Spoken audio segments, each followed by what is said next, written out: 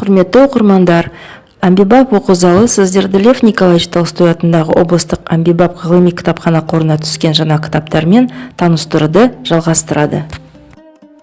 Сіздер адамға осы оқыған ақпараттан гөрі біреуден естіген ақпараттың қатты әсер ететінін білесіздер ме?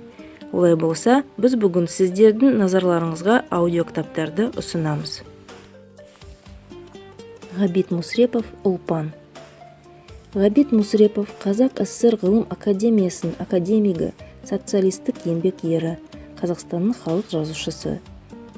Қазақтың ұзақ ғасырлық ұзын ырғақ тарихында көреген көсемдігімен де, айрықша адал, адамгершілік ақыл парасатымен де, ағайын туысқа айнала ауыл аймақ, ел жұртқа етене жақындығымен де халық анасы атанған тіпті тұтас бір рулы елдің ұранына айналып кеткен әйелдер бар. Ұлпан романының кейіпкері Ұлпан да сондай ұлы әйелдер санатынан. Өзі өмір сүрген уақыттан әлдеқайда жоғары көтеріле алған қазақ халқының осы қарапайым қызының бейнесінде орасан зор адамгершілік күш жатыр. Ақылды, жігерлі, әділ Ұлпан қарапайым халықтың өмірін жеңілдетуге тырысады. Оралхан Бөкей, Атау Кере. Атау Кере ұлттық сөз өнері шеберлерінің бірі. Шығармалары ешкімді бей-жай қалдырмайтын Оралхан Бөкейдің соңғы туындысы.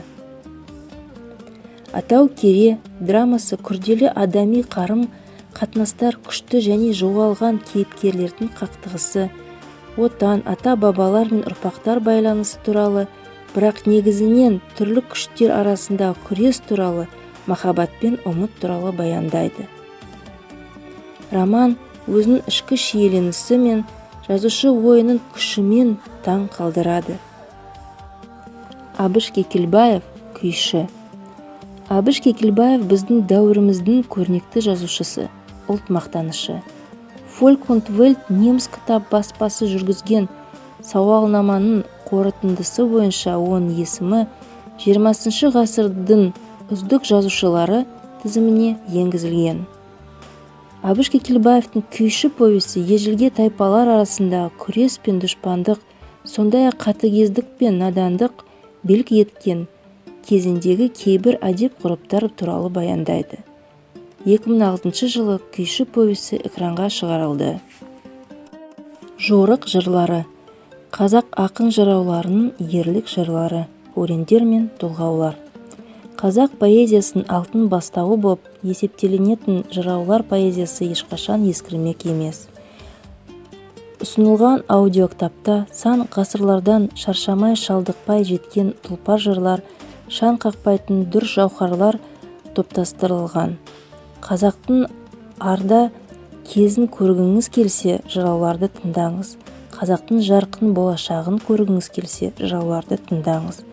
Мұндай поэзиясы бар халықтың бақытсыз болуы мүмкін емес. Жорық жырлары деген әбден жарық көріп отырған жинаққа енген жырлар жазушы баспасынан ар жылдарда шыққан 3 ғасыр жырлайды, 5 ғасыр жырлайды атты кітаптардан алынды. Аудиокітаптар уақытты үнемдеуге көмектеседі, таныс сюжеттерді жаңаша қабылдауға мүмкіндік береді, тіпті денсаулыққа қамқорлық жасайды. Құрметті оқырмандар, сіздерді кітапхананың Әмбебап оқу залына келуге және ұсынылған электрондық ресурстарды пайдалануға шақырамыз.